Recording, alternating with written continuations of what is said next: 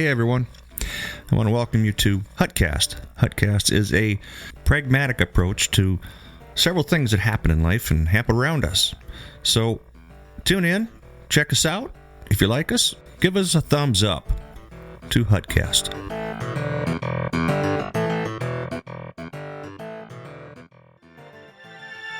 For home and workplace comfort, we here at Dependable Heating and Air Conditioning have over 30 years of residential and commercial experience in replacing, repairing, and doing general maintenance on your heating and cooling equipment. Call the experts at Dependable Heating and Air Conditioning.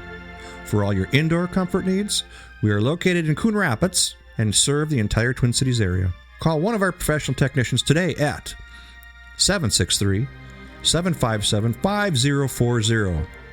That's Dependable Heating and Cooling. Again, 763-757-5040, Dependable Heating and Air. Today on Hutcast, we have a special guest today, Chris Stewart from Heroes Helping Heroes. Chris, you're in the studio. What do you got to say? Thank you for having me today. I appreciate it. Okay. Today on Hutcast, we're going to have a conversation about EMS, LE, law enforcement, first responders, people who are out in the trenches. Those people are the guys who keep you safe at night. So stand by. We're going to have a conversation with Chris from Heroes Helping Heroes. We're going to call it from here on out H3. Stand by.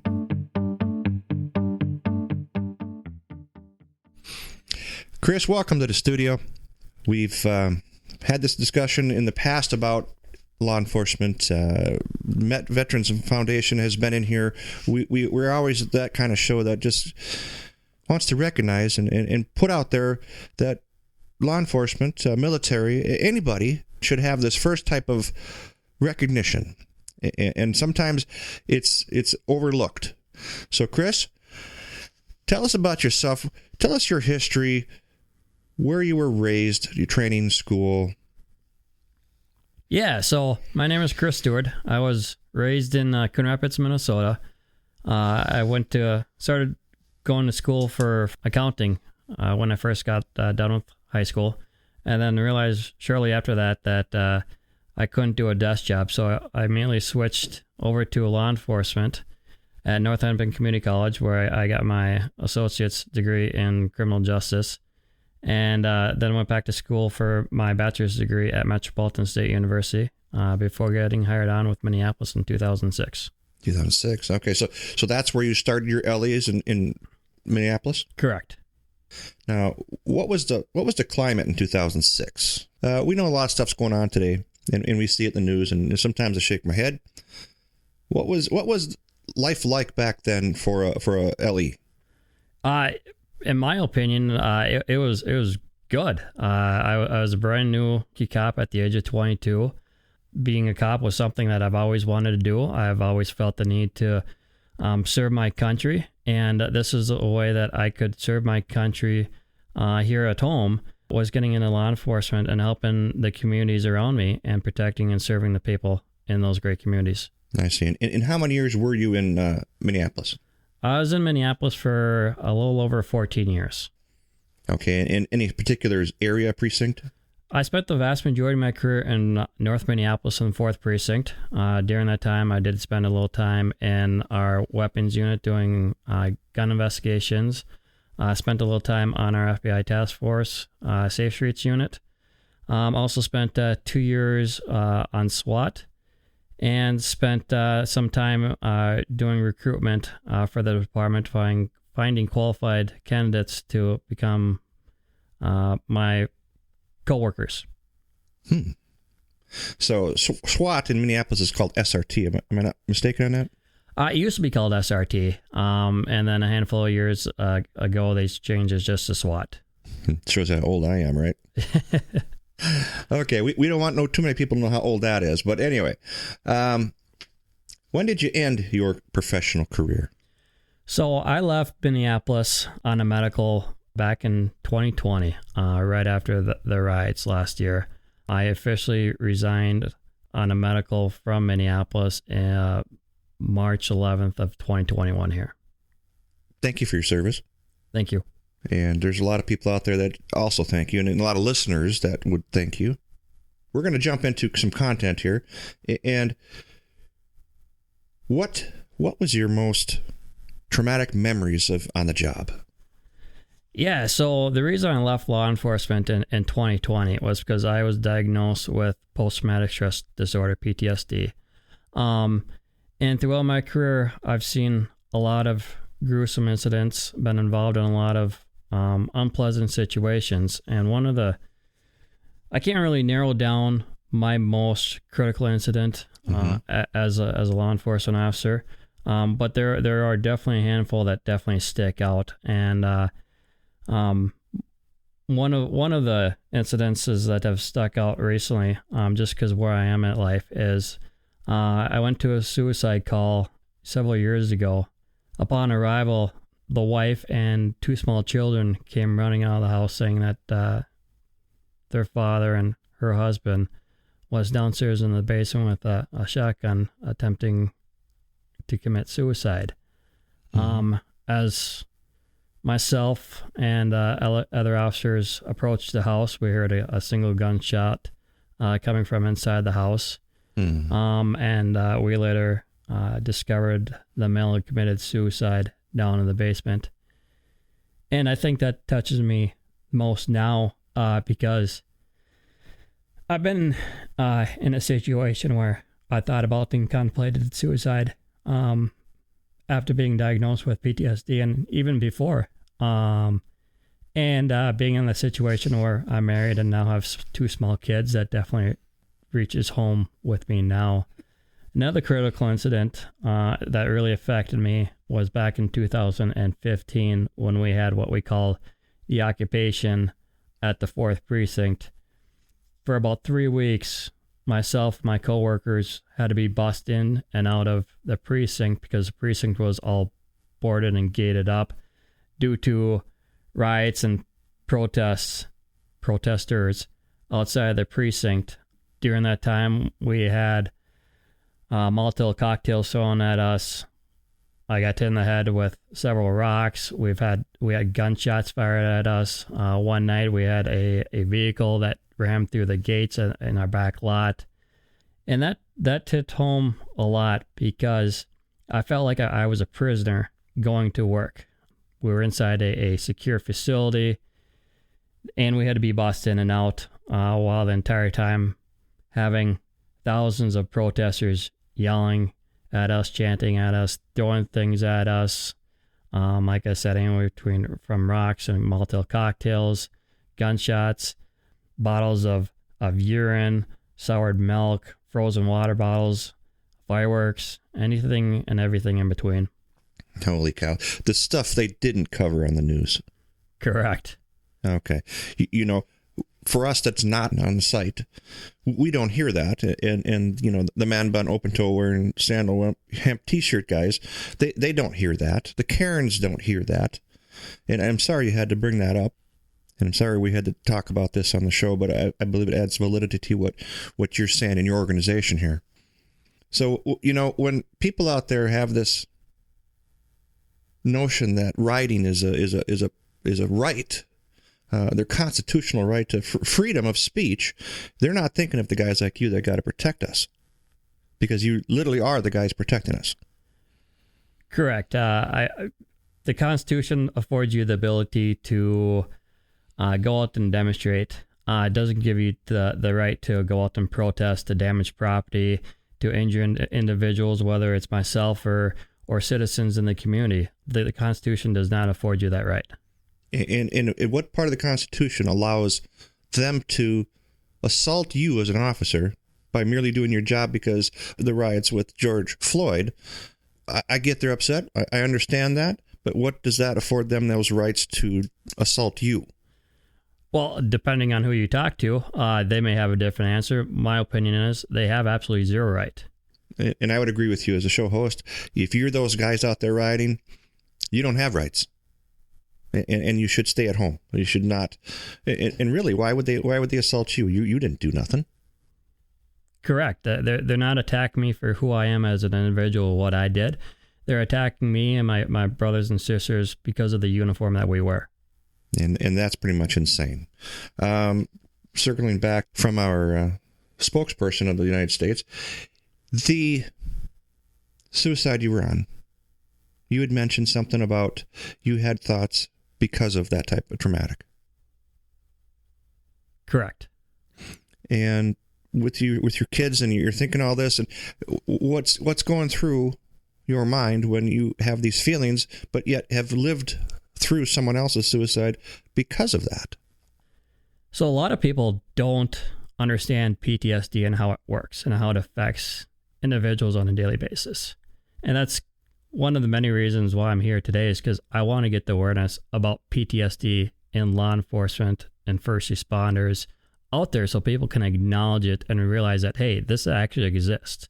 Thankfully, over the last several years, there's been a lot of attention drawn towards the military and PTSD, and rightfully so.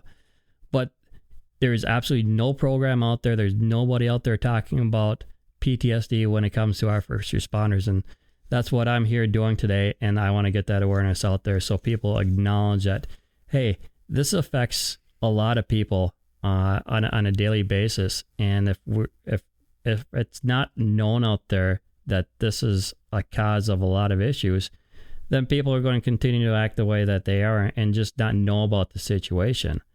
So one of the things that has happened to me after I hit that tipping point and was diagnosed with PTSD, there's a lot of depression, a lot of anxiety, a lot of fear, a lot of isolation, a lot of mood swings associated with PTSD on a daily basis. And one of the things that hit myself hard, and I know some fellow coworkers, because we've talked about this, is that depression. Going through that process, you feel abandoned and left behind. And there's sometimes you get to this point where you think that life would be better out without you, and that you're going through so much pain that the only way to get rid of the pain is suicide. And thankfully, I had a good support group behind me, and my wife, who's been tremendous in Iraq throughout this entire process, helped me through that. And, unfortunately, there's a lot of people, a lot of law enforcement officers across that country that may not have that support group. And unfortunately, you see that year after year is you have, hundreds of officers, police officers alone, who could commit suicide because of their profession. Mm-hmm. And again, I'm sorry you had to relive that. And okay, you covered about the next three questions I had here, so we'll move that on. The destructive tendencies in which you were feeling. Who was there to help you? Was the PD? Did they have any sort of group, organization, support area, psychologist? What did the PD? What did Minneapolis do for you in that? So Minneapolis did absolutely nothing for me. I didn't even get a phone call from anyone in the police administration, anyone from our supposed peer group with the department. Absolutely nothing. I was, in my opinion, I was just another number to them, and they cared absolutely nothing about me or my fellow coworkers who were going through this exact same situation that I was going through and experiencing a lot of the same things that I was experiencing. Holy cow! Not anybody. Not even the union. I'm friends with several people on our board and stuff like that, so they reached out and asked how I was doing through the process and stuff like that. Mm-hmm. But when it came to anybody in the administration to see how I was doing, if I needed any resources, if I needed any help, absolutely nothing. How's that for supporting our blue? How are you coping with the feelings today? I mean, how do you day by day? Because PTSD isn't something just blink and it's off. No, absolutely not. Looking back at this, I was probably suffering from PTSD or signs and symptoms of PTSD for 10 plus years. But when you're in it, you don't acknowledge it. And especially in Minneapolis, and I think law enforcement in general, is that there's a stigma about talking about mental health or PTSD and stuff like that. So there's no way of addressing it or coping with it or even acknowledging that you have it. So you go through all these years of seeing all this horrible stuff firsthand, and you have these signs and symptoms that continue to build up and build up and build up. And finally, there comes a breaking point where everything just explodes and you can no longer keep your symptoms under control. And that's what a lot of people don't understand, is that since myself and so many of us have pushed these feelings down for so long, that this is something that we're going to struggle with for the rest of our lives.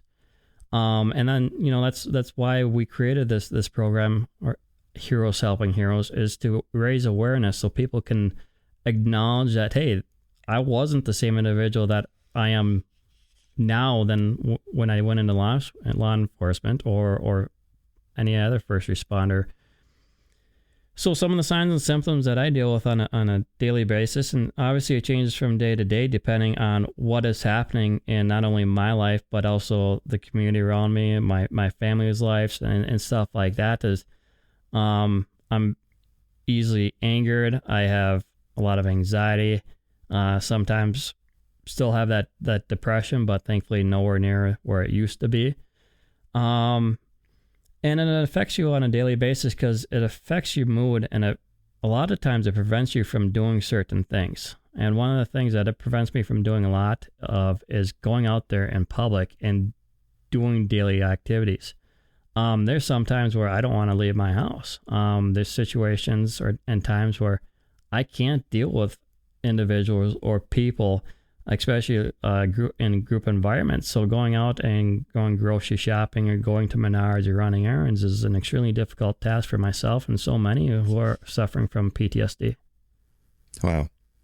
Again, the things that they didn't tell you on the news for a peaceful riot, peaceful protest, they call it, right? Right. Yeah. So again, this is not a stepping stone for you guys who listen, who are out protesting or rioting. This is not a stepping stone for you to say, well, hey, you can have some effect on these guys, because you know what? They're still going to do their job, and if you get out of control, they're still going to fix you. They are the guys who are in charge of this, not you. So get that out of your head right now, that you can't affect them, but you are not going to stop them, and they just have to live with this atrocities of how you treat them and how you treat your fellow man. Because if Black Lives Matter, then the Blue Lives Matter, and the Red Lives Matter, and how about all lives matter? Let's start there. Okay, so you covered all that. You covered about where your kids. I mean, you I'm sure your relationships with your wife and kids, that takes a strain. Yeah, it definitely does. I wish I was obviously more patient when it comes to dealing with my small children and stuff like that. Some days are a lot better than others. Again, it all depends on what is happening around me on any given day, which greatly affects the mood that I'm in or my ability to cope with situations. Mm-hmm. So let's spin this up in a different direction. You've told us a lot about yourself. Thank you. The listeners, thank you. They've never had this angle of access to somebody before, and you coming forward is a huge thing for the listeners. I'm hearing it and I'm feeling it. You see in the news a lot about these bully cops. You see the Derek Chauvin thing. You see the Floyd thing. You know, and we're not going to speculate anything about that. We're not going to speculate anything about it. But you have to wonder if a cop's having a bad day, and they're human. Did they just come from a call that you just described, the suicide? You just described your previous ones. Give me a rundown on what the best way to handle that is if you were the guy in the car. Yeah, I mean, absolutely. All you have to do is comply and follow what we're telling you to do. You look at these instances that happen not only in Minnesota, but all across the country. Not a single person has died at the hands of police by cooperating with the police. They're always resisting. That's a story that's never told by the media is, hey, these things happened to these individuals because the cops were forced to react. We're a reactive group of individuals as law enforcement officers. We always react to whether it's the call that we're going to or the people we're dealing with. We go into these calls and these situations knowing very little information about what is going on and what's taking place and who we're dealing with as individuals. So we have to learn how to read body language and how to read people. So if you're extremely agitated and hyped up on a traffic stop, then that's going to hype us up and get our attention and awareness, and it's going to amp us up. And all people need to do is comply. Again, look at situations all across the country. It's because these cops are forced to react based off of the actions of these suspects that they're dealing with. So you heard them, firsthand knowledge. They're telling you to just chill out. They want to go home. You want to go home. Doesn't matter your color. It just matters your attitude. I was cruising out to a place to be, and I was in my pickup, and I wasn't paying attention to my speed. Jamming to some Creed. The guy turns around, catches me. I thought, okay, yeah, I got pinched. So I pulled over way before he even could catch me, and I just waited for him. Well, I kind of set him sideways, and he says, do you know how fast you're going? And I says, no, I don't. He says, why are you going that fast? And I looked at him and says, Creed. He says, what? Creed. I'm listening to Creed, dude. I wasn't even paying attention. You got me. He says, wait here, runs my license plate and comes back and says, you know what? You're probably the most honest guy I've ever had to pull over, so have a nice day and change your playlist. Really, 71 in a 50. So I wasn't paying attention. But it was he was I suppose grateful that I didn't stir it up, and he did his investigation, because that's what you're a part of when you're on the side of the road. They're investigating you, and it's their job to find something. But I complied. I told him the truth. Literally, the truth was Creed. And he says, dude, have a nice day. So, it does happen that way. We can both go home.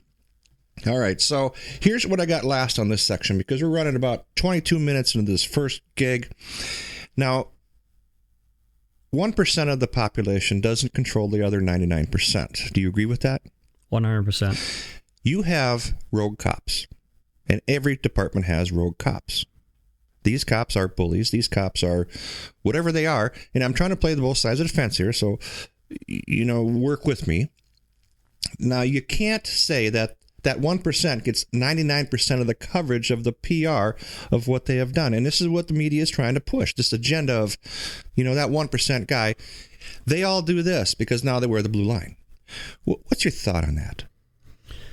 Yeah, so I already agree with you that there's people in law enforcement that shouldn't be in law enforcement. In that same breath, I'll tell you that there's doctors that shouldn't be doctors, lawyers who shouldn't be lawyers, and pick a profession. There's people that shouldn't be in their professions, and law enforcement is no different. But with the scrutiny being placed upon law enforcement these days, and the hatred towards law enforcement, you're driving a lot of good people away from law enforcement. So in Minneapolis, before the riots happened in 2020, we were already scraping the bottom of the barrel, in my opinion, of the number of applicants who were applying to become police officers. So when I got hired in 2006, there was about 650 applicants. When I left in 2020, the number of applicants for Minneapolis was running right around 100 and 120 applicants.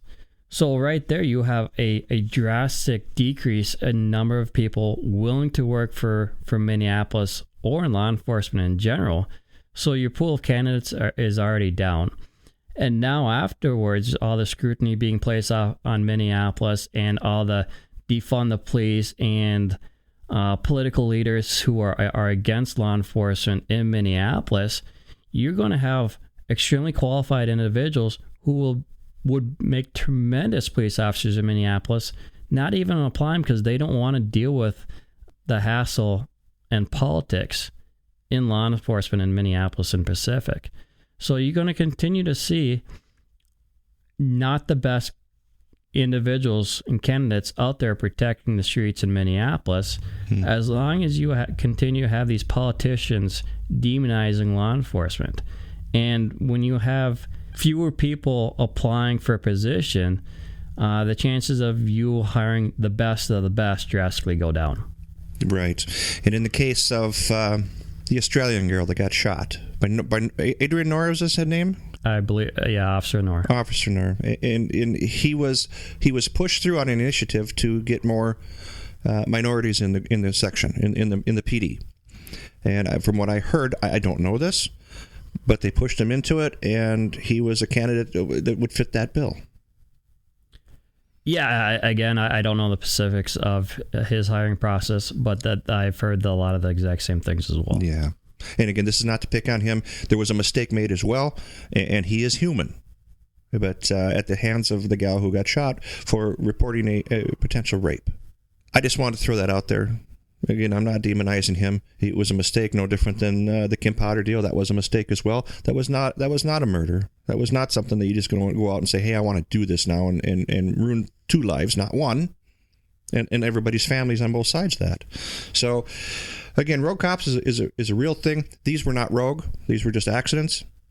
And thank you for answering that. So we are now 26 minutes into this segment, and we're going to take a break. Hutcast will return about what is H3, how can you get in, who do you call? Stand by.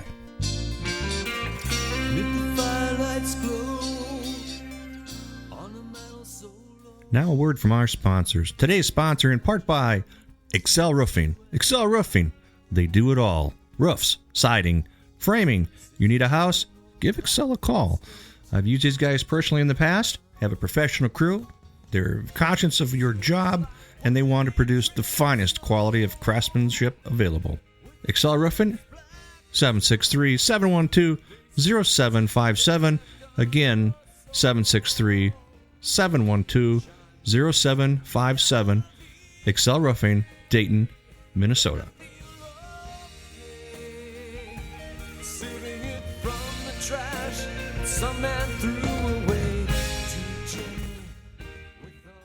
Welcome back to Hutcast. Hutcast today has a special guest, Chris from H3 Heroes Helping Heroes.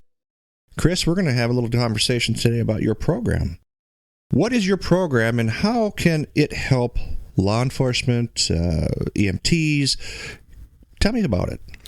So Heroes Helping Heroes is a nonprofit 501c3 organization, and we are dedicated to helping all first responders, police, fire, and EMS who are suffering from mental health, specifically PTSD, as a result of their employment and their careers, by offering them opportunities to participate in events with fellow first responders who are also suffering from mental health, specifically PTSD. Mm-hmm. And describe the help that you can offer an LE, first responder program, i.e., what is the information? How do they get a hold of you? Chris, tell them how they can get a hold of you. Yeah, so you can find us on heroeshelpingheroesmn.com.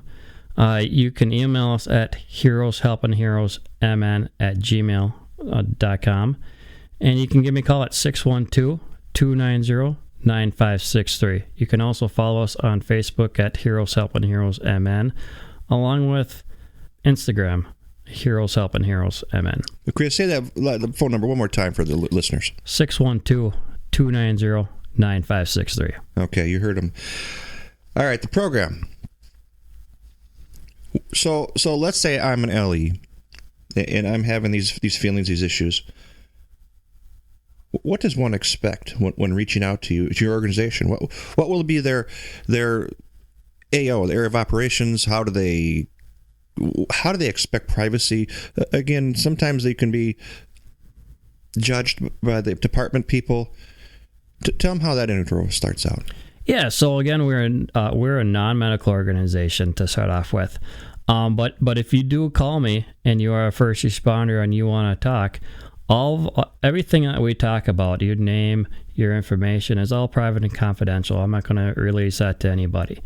You can also sign up and become a member. We do make sure that our members are first responders. They're either active or retired, by confirming that they, like I said, they were first responders, and they can participate in some of our events that we hold. And our events range anywhere from hunting and fishing to camping to golfing to snowmobiling, to arts and crafts, wine and paint night, and anything in between. We're fairly liberal when it comes to activities.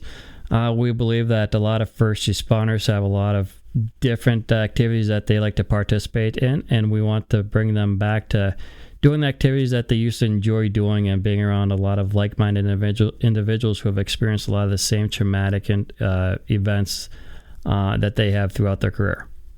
Okay. Now, I'm that guy that just called in. As a person, how am I handled?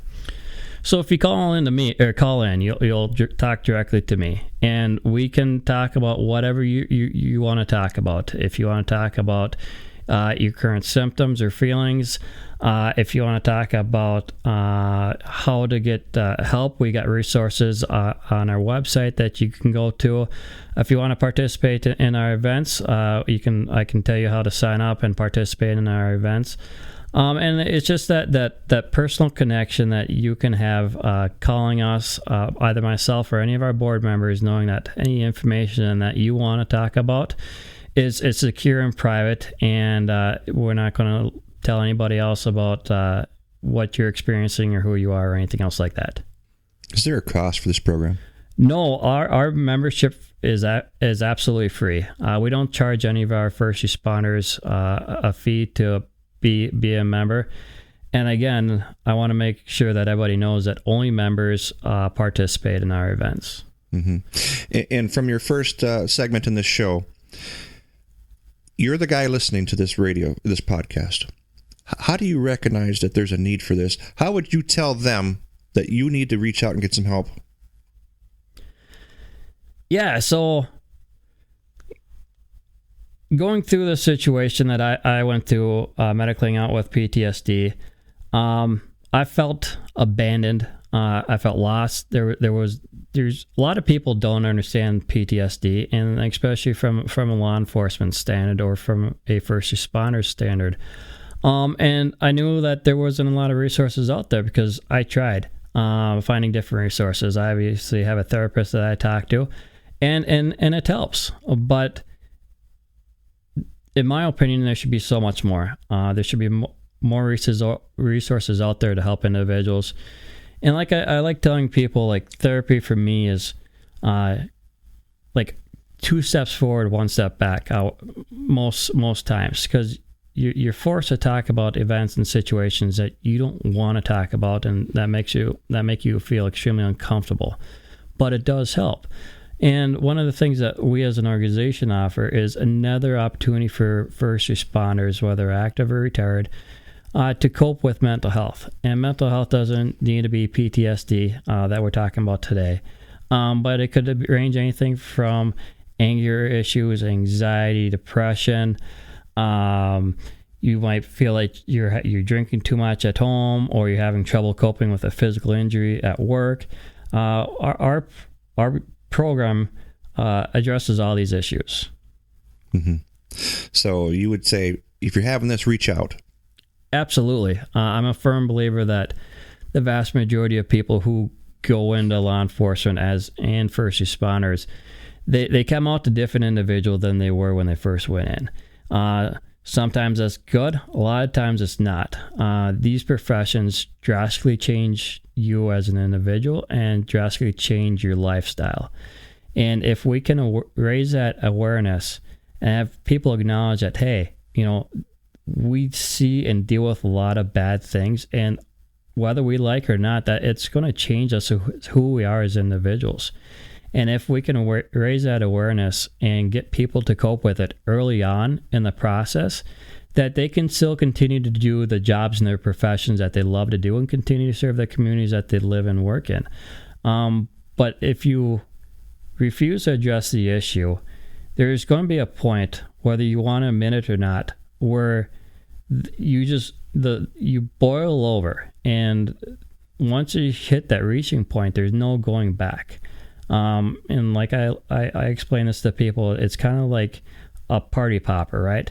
You go through your entire career stuffing all these emotions, all these traumatic events down and down and down, and you try not to deal with it. Try not to think about it. You just, this is part of the job. We just continue to do what we do. But there will become a time in your life, whether you're still working or not, where things just boil over, and somebody pulls that party popper string, and all the confetti goes out. And that's everything that you've dealt with and been pushing down over your career. Everything comes to the surface and boils over. And at that point, you have to address it. There's no going back. And if you don't address it, it will literally kill you. You had mentioned in the beginning of that comment, you've sought professional help as well? Absolutely. Now, what differs professional help versus your help? So again, we're a non-medical organization, and our goal is just to raise awareness and get people another opportunity to cope with it.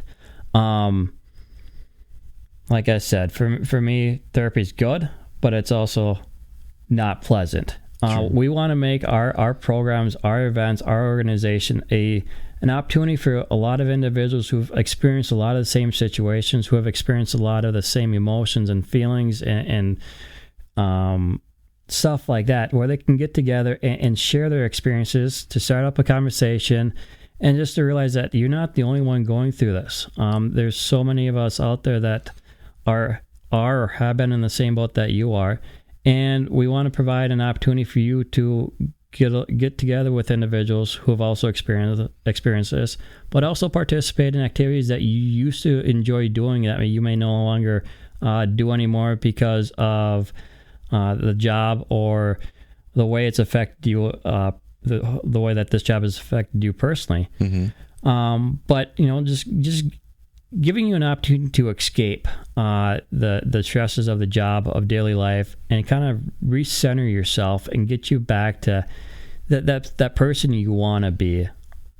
So if I can summarize this, professional help is always great, but because they're a psychologist and never been on the streets, it becomes more difficult for them to understand, versus you, who've been on the streets and have lived it, just another different avenue? No, yeah, absolutely. It's not only myself, but my fellow board members, and also all of our participants. Like I said, they're all first responders. They're all people who have suffered a different degree of mental health. Some have left the profession. Some are still in the profession. So you get that nice mixture. And like I said, they're police, they're fire, they're EMS, and you get to engage in all of them, and you get that welcome feeling right away. This past week, we held one of our first large events, and we had participants, both active and retired, from police, fire, and EMS. And everybody got along phenomenally. It's amazing that you can just step into an environment, since you're around like-minded individuals, it makes you extremely willing and able to open up and start a conversation and just engage and relax and have a good time. Mm-hmm. Feeling of not being judged versus being one of them. Correct. I see. Very good answer. Thank you for that. Okay, we are about 11 minutes into the second segment. We are going to take a break here. Is there anything else you want to add in this section? Not this time. Okay. All right, Hutcast will be right back. Stand by. I'd like to talk to you today about security, home security, business security. We here at ProTech Security care about your safety. We've been keeping honest people honest, we like to say, and give dishonest people something to think about for over 20 years. Not only provide high-tech security systems for your home and business, we also provide basic network and router management, LAN, and Wi-Fi for our residential customers. Support audio and video monitoring systems, card access, security systems, cellular phone amplifiers, home entertainment systems, and much, much more. We have experienced technicians that will design a system that will work for you. We are located in Osseo, Minnesota, and are waiting to design a system to meet all your specifications. That's right, ProTech Security. Give us a call, 763-493-2020. We are pro at keeping honest people honest. ProTech Security, 763-493-2020. ProTech Security Systems.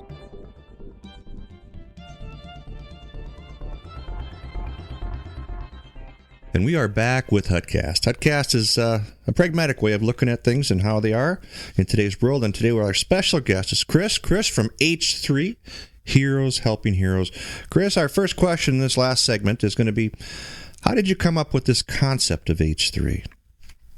So I've always had this desire to help our military and law enforcement. And after being diagnosed with PTSD and realizing that there's no program out there to help law enforcement or first responders who are suffering from mental health or PTSD, I decided to come up with Heroes Helping Heroes. And we take a lot of our research and events from our military when they deal with PTSD and how they cope with it and recover from it and stuff like that. So that's how we base a lot of our events is off the military, their PTSD, and doing a lot of stuff outdoors and in nature and stuff like that, and allowing people to center themselves and come back to a peaceful place. Mm-hmm. And what steps did you take to implement H3? So we did a lot of research and realized that in Minnesota, there is no program out there, whether it's funded by the state, local government, or businesses, addressing first responders and mental health. So that's why we decided to create Heroes Helping Heroes. We're the first and only type of its organization in the state of Minnesota that addresses first responders, police, fire, and EMS, and mental health. Mm-hmm. And when you did this, where did you take this concept of H3? We have a lot of listeners from senators. We have House of Representatives. You name it, they're on the show. We got 46,000 listeners, and that's a pretty big show for just some guy in his, where. Where'd you take us to? So again, we kind of did a lot of research and looked at different programs out there. We looked at a lot of the military programs and realized that there's research after research, article after article about military and fishing and how it helps cope with PTSD. So we took a lot of that. We got a lot of that stuff on our website, and kind of evolved and realized that, hey, even though 70% of our members so far want to participate in daily fishing and stuff like that, there's also members out there that don't enjoy fishing. So we decided to offer other opportunities like hunting and fishing and camping and snowmobiling, four-wheeling. So anything that people, law enforcement or first responders are interested in, all you have to do is email us, come up with an idea, and we can facilitate that and put that together and make it a group event and allow other first responders to participate in those events as well. More to the point of the question. It's a great answer. Who have you taken this to? Do you have any state reps? I mean, who in the state? Because a lot of the state guys are pro-police. I'm pro-police. They're pro-EMS. Do you have a certain avenue that you want to reach out to? Yeah, so we've been in contact with several different senators, and we're trying to push this as part of not only a police reform bill, because I think that not necessarily our program, but mental health and PTSD needs to be addressed by all these departments in the state, because, frankly, none of these departments in the state even closely come to addressing mental health, but also getting funding, because, again, we are the first and only organization in the state of Minnesota that actually addresses and deals with mental health and first responders. Mm-hmm. So we've been trying to reach out to them and work with them and get some funding, because I'll tell you right now, being a nonprofit and a private organization, we will spend money vastly different and better than if you give it to government agencies. We're actually held accountable, and we know where every penny goes to. So they're listening right now. Tell them what you need. We need backing, not only financially wise, monetary donations, but also getting the word of mouth out there. Making sure that police and fire organizations and departments across the state are held to some kind of standard of coming up with some kind of meaningful program to address mental health. Because, as you can see over the years, this is an issue that continues to grow and grow, and it continues to go unaddressed. And if it continues to go unaddressed, you're going to have a lot more people leaving this profession. And for the vast majority of us, the only reason we have PTSD is because our employment with our professionals. So we need the senators, state politicians, local leaders to put pressure on their local police departments, their local fire departments to come up with some kind of meaningful and measurable mental health program as well. Okay. Well, you senators, you House of Representatives, you are. I know you're listening because you're on my SEO. Maybe we could introduce a bill to help fund this program or programs like this to help these guys make this work. And personally, I'm okay with that because we need these guys. We need the good guys. We need the veterans to come out and say we got help if we need it. All right, so let's talk about your goals in H3. Have you met any? Yeah, so we've got a lot of goals. So we're up and running. We've got nearly 100 members right now, and we just launched about 2 months ago. We're participating, or we have events lined up throughout the entire summer so far. So that's one of our goals, is to get people involved, get people into these activities and participating in these activities. Our goal down the road is to have chapters throughout the entire state of Minnesota so we can reach all corners of the state. Right now, we're mostly centered in the Twin Cities, but we also hold events throughout the entire state. And right now, we have members throughout the entire state. So that's our goal, is to continue to expand, to continue to raise money so we can have these chapters, so we can pay for these programs. And I think that's something that I haven't addressed yet, and that's extremely important, is when first responders participate in our programs and our events, we do it at no cost to them. So whether it's paying for a fishing charter or for people to go camping or go out there and go golfing, Heroes Helping Heroes pays for all these events. So first responders can just show up and have a good time and relax. Mm-hmm. Well, you kind of jumped into my next question. How can the people help? So we're not law enforcement and we're not EMS guys. How can these other people help this program? Yeah, so if you want to donate, you can go to Heroes Helping Heroes MN and .com and donate to us online. Also, if you're business owners and have any specialty events that you want our organization to participate in, please email us at heroeshelpingheroes@gmail.com and let us know what events you have, whether it's arts and crafts or if you work at own a golf course, if you want to donate a foursome, or if you work for an outdoor business that wants to donate outdoor items like stuff needed for hunting or camping or snowmobiling or four-wheeling or fishing or anything else like that. If you can donate either items for our first responders to participate in events or monetary wise for us to pay for our first responders to participate in these events, that'd be greatly appreciated. Equipment, supplies, products, whatever your background is, whatever you as a company, see if reach out to these guys, see if it works for them, and if they can use that. Is that about where it runs? Absolutely. Okay. That was our last question in this segment. And if there's anything else, I think we should run through how to get a hold of you one more time. Yeah, absolutely. Again, it's you can check us out on our website at heroeshelpingheroesmn.com. You can email us at heroeshelpingheroes@gmail.com. You can reach me at 612-290-9563. And again, if you have any questions about our organization, you can check us out online, or you can feel free to give me a call or email me anytime. Understood. Okay, Chris, from Heroes Helping Heroes H3, thank you for coming in and taking your time in the studio today. And I hope this comes off the ground for you, hands full. Thank you, sir. Appreciate it. Okay, that's a wrap for Hutcast.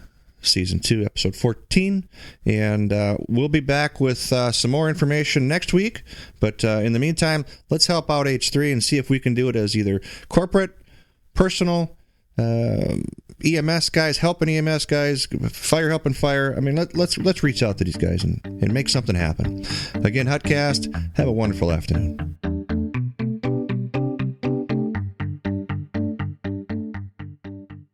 And that's a wrap for Hutcast.